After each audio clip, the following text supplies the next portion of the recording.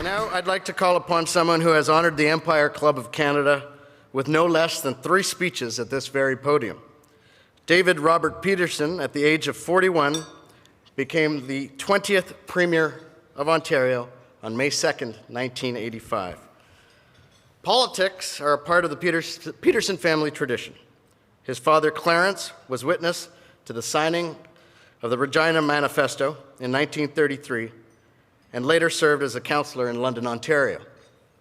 His brother, Tim, served in the provincial legislature, and his brother, Jim, served as Canada's Minister of International Trade. His sister-in-law, Deborah, as a lot of us know in this room, is Ontario's Deputy Premier and Minister of Health.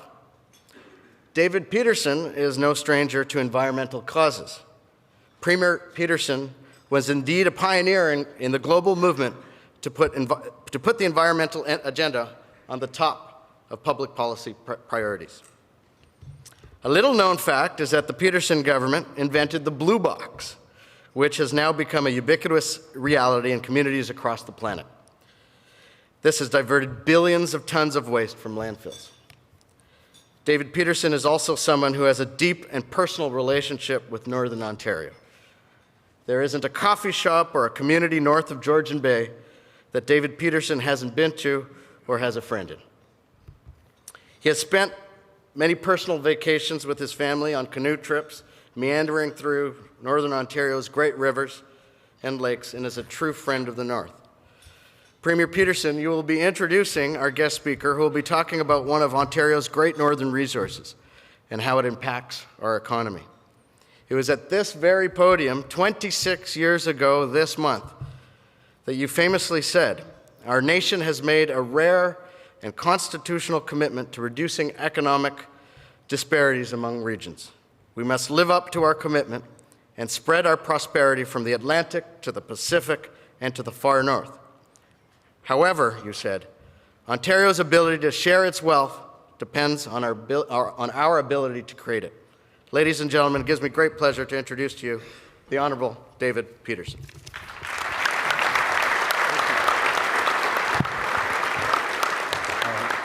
Thank you, Noble. Thank you for the very nice introduction. You got one thing wrong. I actually left politics for health reasons. People were sick of me. So but I am back today, and I'm thrilled to be here to introduce to you Richard Garneau for a number of the reasons that Noble mentioned in his introduction. I am one of those who has traveled the north a great deal, and I like to think I have a little sensitivity to it. My friend Danny Brown, the mayor of Atikokan, who I've known for years, we were chatting over lunch, and he told me if it hadn't been for the forestry industry, for the last 100 years between Thunder Bay and Kenora, there wouldn't be a northwestern Ontario. And so he understands, and I'm thrilled Danny's here to personalize the importance of the forestry industry in this great province. And to have Gilbert here, Gilbert, wonderful to see you again, and thank you for being here and gracing us with your very, very, very sensitive blessing today.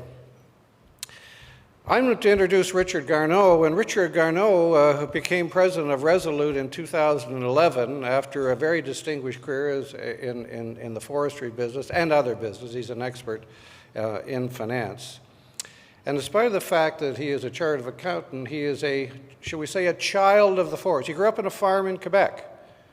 And he understood from a very early age sustainability because he couldn't go to Laval Law School without having worked for a sawmill cutting down wood to support himself to go to university and also support his family and his community. It's something he understands in his blood. And he has gone on to run one of the most complex companies in this country today. Resolute is a huge company. They have 40 plants around the world. It is 6 plants going on 7. A new one is just coming on stream in the province of Ontario. And I don't want to overstate this, but in some ways, as goes Resolute, so goes Northern Ontario, because it's so directly related to the forestry industry, not just today, but in the future.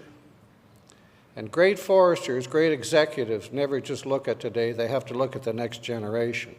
And I know Richard has talked very many times about where they're going to be 100 years from now, because it's all looked at in the context of its sustainability. There is no more difficult business to run than a forestry business today. It is highly regulated, highly scrutinized, even vilified by some. And to balance all those complex pressures is an artistry that is possessed of very, very few. Richard has articulated a deep concern and shall we say, cooperation with the First Nations, who have not been given a good deal in this province, in this country, in the last couple of 100 years, and there's a new relationship developing, and I think Gilbert personifies that. It was a great responsibility to the workers and the people that live in these communities. Don't forget, these communities are all under siege in Northern Ontario. Without the forestry industry, would not be where they are today. And Danny has talked about that. The communities are fundamental to the success of Resolute, as Resolute is fundamental to their success. And of course, there's shareholders and environmentalists to contend with. Some of the environmentalists have even been there, and they understand the complex pressures that come on the CEO of a modern company, a modern forest products company, in an age of transparency. Well, I can tell you, in my view, that Richard has handled this with a sensitivity, not just to the present, but to the future. And he really is a model of cooperation, bringing all the disparate groups together in driving a successful, prosperous, happy, green future for this province. Ladies and gentlemen, I'm very proud to introduce to you Richard Garneau.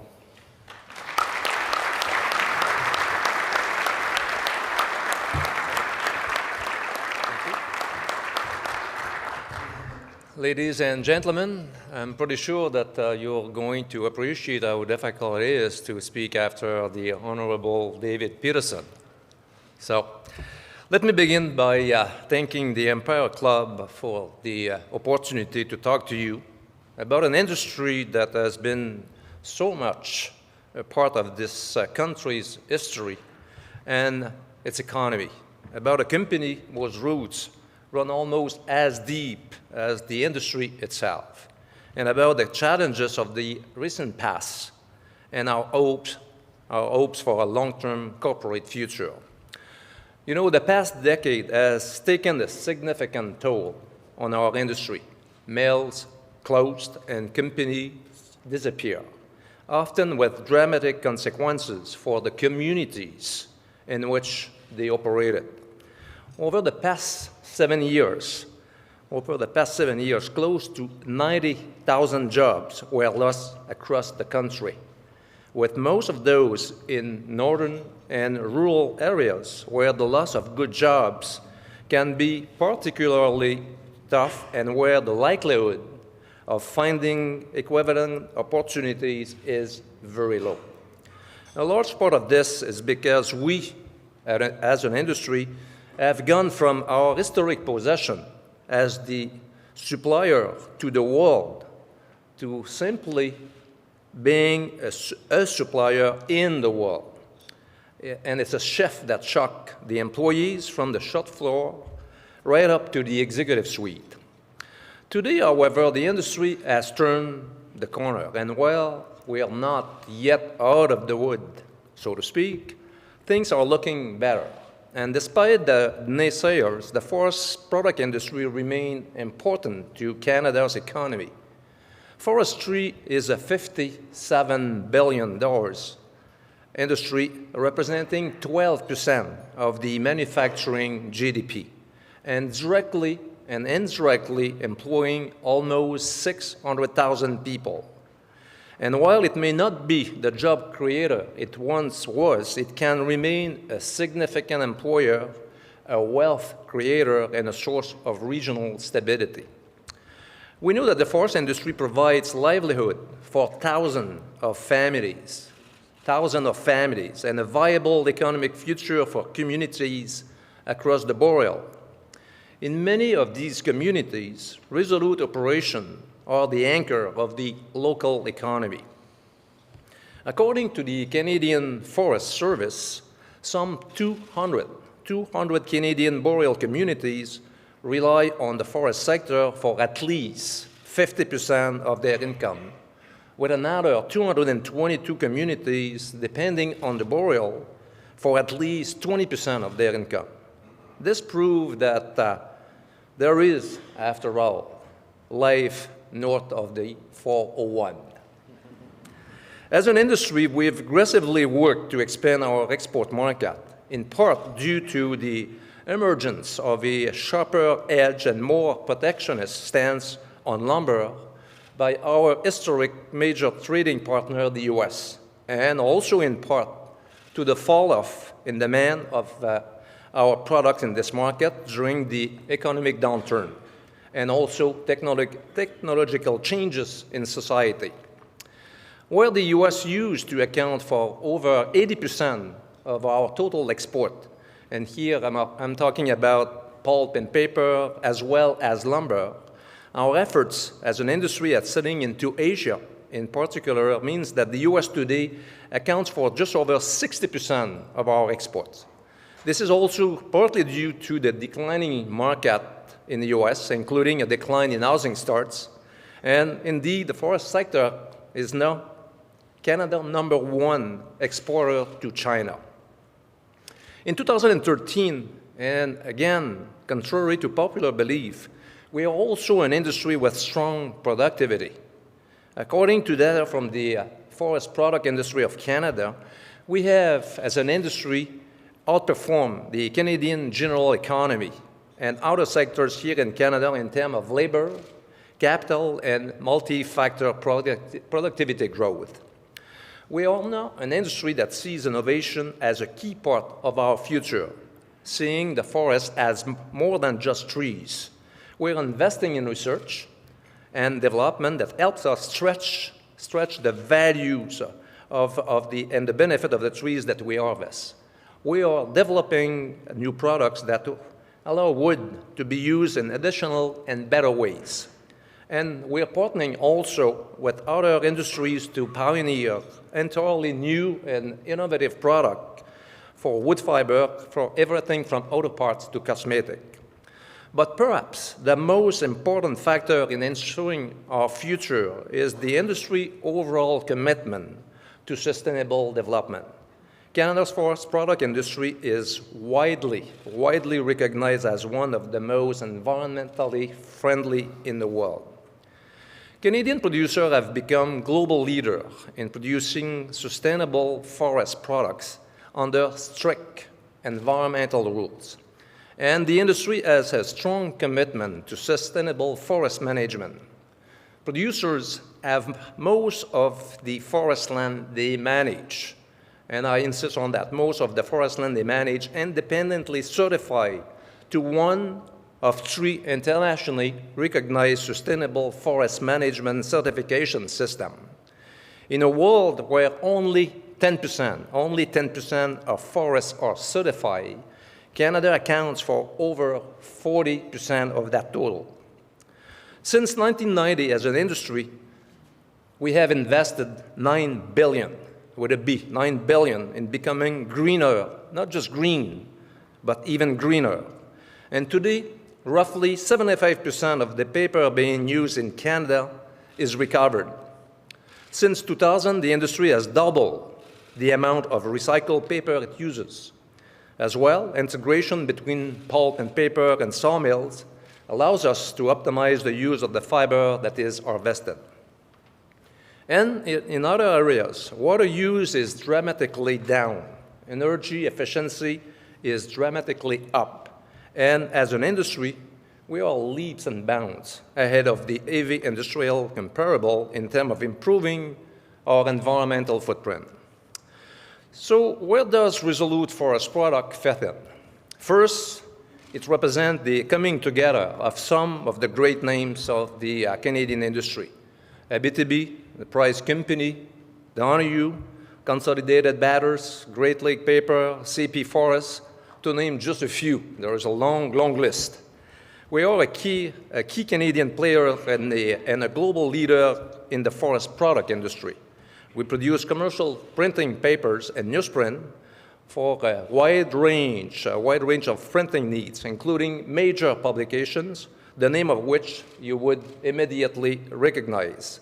Market pulp for use in products like tissue, paper towels, and hygiene products, and lumber and wood product for building material and specialized structural and industrial application. Our annual sales are over US $4.7 billion, and our products are sold in about 90 countries around the world. We own or operate over 40 pulp and paper mills and wood product facilities in Canada, the US, and South Korea, as well as power generation assets in Canada. We also have a waste fiber collection business and operate at least at the last 100% recycled newsprint mill in Canada. And it is in the Niagara Peninsula. I know that Minister Bradley knows exactly where it's located. And Resolute employs over 9,000 people in communities across Ontario, Quebec, the Southeast US, and South Korea, with many of those facilities in towns and region, where our operations are the major economic force. I'm sure that you would agree with that. Like the rest of our industry, we have been through very challenging times over the last decades, with some of those conditions continuing to persist. This has led to the company having to make very difficult decisions. However, most of the mills that remains are among the most competitive in the North American industry, and with active involvement and support from employees at all levels and from the communities and regions where we operate, we intend to be around long term. Fortunately, we are seeing signs that the U.S. housing and construction market, which significantly impact our sawmills business, is recovering. Still, we must recognize the secular decline of many paper products, particularly in North America, due to economic and market realities. Paper still has an important place, and we're confident in its future. But the manufacturing industry behind it has gone through dramatic change, underscoring the importance of adapting and evolving to meet the reality of our changing times. Working in a spirit of partnership and collaboration, we are best able to provide for a sustainable future. Despite the disruption and challenges that have shaken our industry, we have confidence in its future. For Resolute, ensuring that we are part of that future has meant changing the way we think about our business, changing the way how we do business, and changing how we operate. In today's world, the process of repositioning a company starts with serious commitment to operating sustainability, something we believe directly contributes to building and enhancing not only Resolute reputation, but its competitiveness. We're working hard to ensure that it is at the core of all our business decisions. By carefully balancing environmental, social, and economic priorities, we believe that we will ultimately become a more efficient company for our shareholders, a better employer for our colleagues in the workplace, a stronger partner for our customers, and a more stable force in the communities where we operate. Over the last 2 years, there has been a major shift in the role environmental sustainability plays at Resolute. That is not to say we weren't doing the right thing before. We were reducing our greenhouse gas emissions, putting sustainable forest management in place, working collaboratively with environmental groups and governments, and taking other steps in support of environmental stewardship and sustainable development. But we lack some of the formal reporting tool and even structure embedded in our governance required to drive results. One of the many significant changes we implemented was our decision in 2010 to begin producing an annual sustainability report using the Global Reporting Initiative standard. This standard is endorsed by the United Nations Global Compact and is the world's most broadly accepted reporting standard and represents an important advance in the way we share our sustainability story. It provides the framework we use to improve accountability, transparency, and result across our environmental, social, and economic sustainability objectives. Open and transparent communication are fundamental to our collective best interests. In 2011, we made a further commitment by creating a working committee of senior company managers with the responsibility of ensuring that sustainability is ingrained within all our business objectives and that it is fully integrated in our operating practices. This Sustainability Committee represents all our major activities and business lines and is directly accountable to the executive team. Its mandate is to broaden our understanding on how sustainability align with our business strategies, to monitor and measure sustainability progress, and to make recommendations on how future sustainability performance can contribute to meeting all long-term corporate objectives, what we call the multiple bottom line. Structured reporting and a formal company mechanism will help us assess progress and ultimately achieve our key sustainability commitments. Let me share a few highlights. Our industry has faced some criticism regarding our forest management practices. As some of you may know, certain criticism of our company in particular have recently been shown to be unfounded, based on opinion and perception rather than fact. Actually, our company, our industry, our governments, and our society have a lot to be proud of when it comes to responsibly managing the forests in our care. I'll give you an example. With its Crown Forest Sustainability Act, the province of Ontario has among the best, if not the best, forest management frameworks in the world, not in North America, in the world. For Resolute, 100% of the timberland we manage are third-party certified to one of 3 internationally recognized sustainable forest management standards. And we've made the commitment to further increase the level of FSC certification from 18% in 2010 to 80% by 2015. Indeed, as of March of 2013, last month, we had already reached 65%. And in 2012, Resolute achieved the distinction of becoming the largest FSC certificate holder in the world.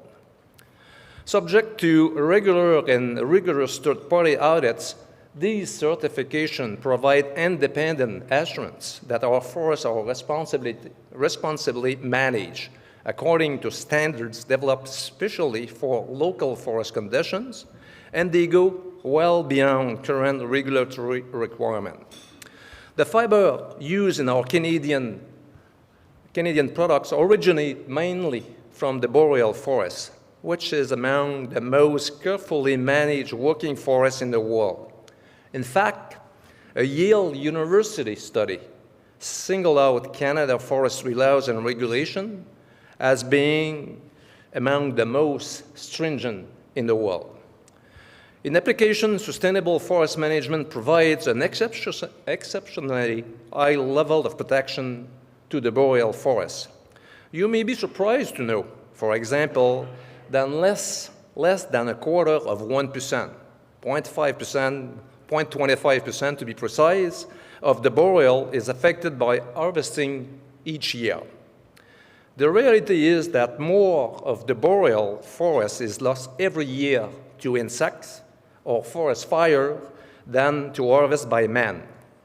And by law, land must be quickly regenerated after harvesting. In July of last year, we celebrated the planting of the billion tree in Ontario by Resolute and its predecessor companies. I want to be clear that it is a billion. Start with a B, you know, like the deficit.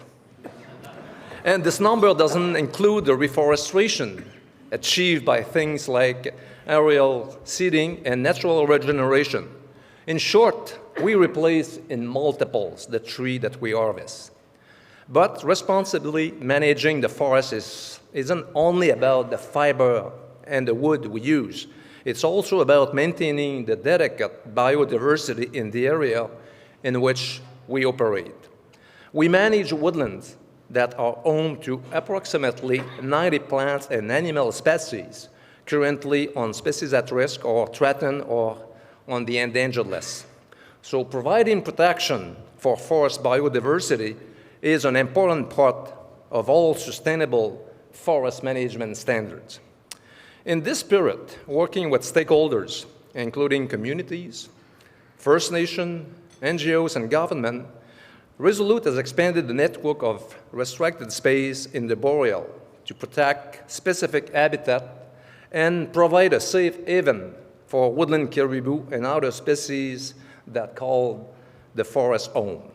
Indeed, we are bound by regulation set out by governments, by objective set out by the various certification systems that we have chosen to subscribe to, and also by standard set out by our boards of directors to ensure we protect flora and fauna, species, and species. In Ontario, the target for land set aside under the landmark collaborative process known as Land for Life was 12%. I think that you're going to be interested to know that from Thunder Bay to Manitoba, an area the size of the New England states, and one where Resolute has a major presence, over 16%, 1/6, make sure that I pronounce it correctly, over 16% of the operable land base has already been withdrawn. This does not include the impact of areas covered by regulation, like green belts around the lake, river reserves, and waterway corridors, or other similar preservation areas. When you add those areas, and we take them into account, withdrawal percentage goes up to over 30%. As part of this overall effort in cooperation with the provincial government, we've protected over 21,000 square kilometers of Ontario forest land as regulated park. That is about 3 times the size of the Greater Toronto area, or 33 times the city of Toronto. And this does not even begin to factor in the Northern Park plan by former Premier McGuinty. To environmental elements of our sustainability commitment, and more than just forests that we manage, they are also about accepting our shares of responsibility for global warming. Growing public concern about greenhouse gas emission is leading more and more citizens, as you know, government and organizations, to change the way they live their lives, provide services, or do business. Resolute is no different. In 2011, we joined the World Wildlife Fund's Climate Saver program, through which we have committed to reduce absolute greenhouse gas emission by 65% by 2015, compared to our 2000 emission level. These are industry-leading emission reduction target and the equivalent of taking almost 1.5 million cars off the road. Imagine almost no car in Toronto. So far, we've succeeded in reducing our absolute emission by over 62%. So we're well on track to meet our target. Our solid progress to date reflects a commitment at all levels of the company on improved energy efficiency, the use of hydroelectricity, and switching from fossil fuel to cleaner, renewable energy sources like carbon-neutral biomass. In fact, around 70% of our energy requirements comes from renewable sources. And while hydro is a primary source, we have 7 sites that operate cogeneration facilities that produce green energy from carbon-neutral biomass. We also use alternative fuel like methane from landfills. We use also use oil and tire-derived fuel. Of course, part of reducing our greenhouse gas emission is also related to reducing the carbon footprint of our products. This has led us to invest in and grow market share for innovative products, like our Align branded family of eco-efficient, budget-friendly, high-performance paper. And these papers are made using an innovative process that produces high brightness with about 50% less fiber and fewer chemicals than competing papers. A life cycle analysis showed that the Align paper grades had a 35 to 86% smaller carbon footprint than competitive paper, depending on the grades. The result, we reduce our carbon footprint, and customers can feel good about purchasing a quality, environmentally friendly paper. To be sure, our approach to sustainability places a premium on environmental initiatives, but we were also sensitive to the important social and economic imperatives. The health and safety of our employees is an absolute priority for the company. Our safety record has improved dramatically over the last few years and is approaching our goal of world-class performance. We're a company that embraces the natural partners in our regions, the leaders of the smaller centers that depend on our corporate stability, and our partners, including First Nations. These are the folk who have a knowledge of and a respect for the beauty and the power of nature. That's why we encourage all of our partners to participate in our sustainable forest management planning process.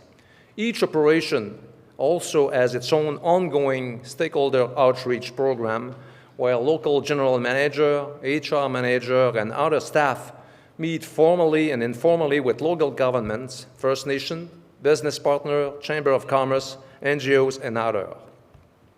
We also work with community leaders to better understand local issues and concerns, and in turn, our operation and employees support and participate in local community life. Our aim is to ensure local stakeholder outreach is conducted regularly across our operation, and we're providing our manager with the training to help make it happen.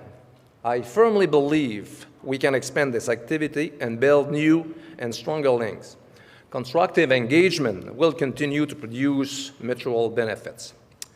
In some of our communities, First Nation people make up a large portion of the local population. We understand that our operating practices and decisions can have a direct impact on the First Nation communities that depend on healthy, productive working forests. We also understand that it is important for these communities to find ways to create value and economic opportunities from the forests of which they have always lived. That is why we have partnership with numerous First Nations groups near our operation, and that aim to ensure cooperative forest management and even business partnership. In Tonabe, for example, we have had a partnership with the Fort Williams First Nation since 2003 related to a sawmill that employed about 170 people. Recently, we announced a new sawmills project in Atikokan, Ontario. Well, we have Mayor Dennis Brown here. And this project will bring an investment of $50 million and will create about 90 jobs in the community, with additional employment associated with construction as well as indirect possession for hauling lumber, residual wood chips when the project is completed.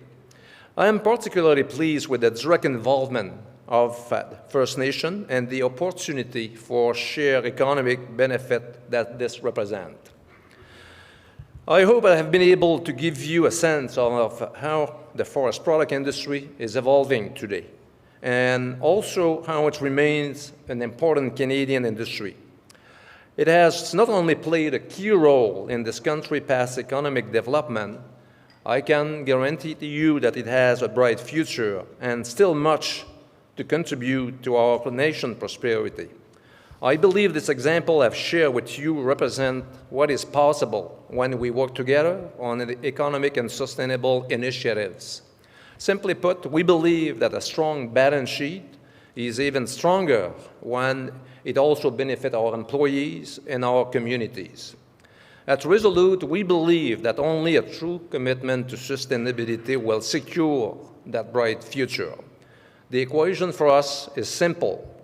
Strong sustainability performance means delivering on environmental, social, and economic objectives that benefit and provide value to all stakeholders, customers, shareholders, employees, and especially the communities where we live and work.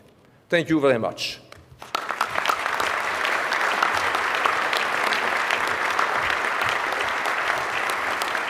Please welcome Verity Sylvester, past president of the Empire Club, to formally thank our speaker.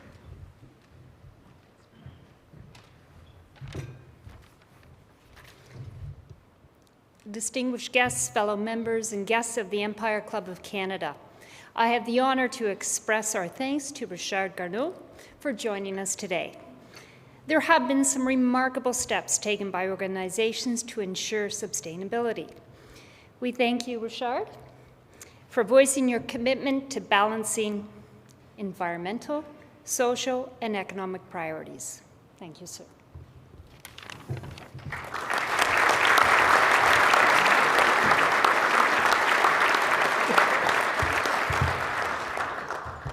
As a token of our appreciation as well, on behalf of the Empire Club, I'd like to present to you with this book. It's called Who Said That? It's memorable notes, quotes, and anecdotes of 100 years of the Empire Club. Thank you very much. And most of you can see on your tables, Resolute has kindly offered and given us a gift. They're white spruce seedlings that you can plant and in your backyard, and hopefully one day they will become larger than the ones that we have back here. Thank you very much for that gift.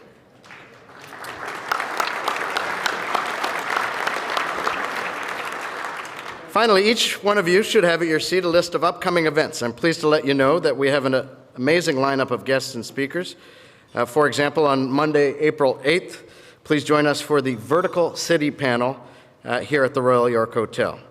I'd like to thank BTA and BMO for sponsoring our event today. I'd like to thank the National Post as our print media sponsor. This media will be aired and carried on Rogers TV. We are very grateful for your ongoing support. We're now on Twitter and on Facebook, and as well, we have our own website, empireclub.org, where it's easy to become a member of the Empire Club. Thank you all for coming. We look forward to seeing you again soon. This meeting of the Empire Club of Canada is now adjourned.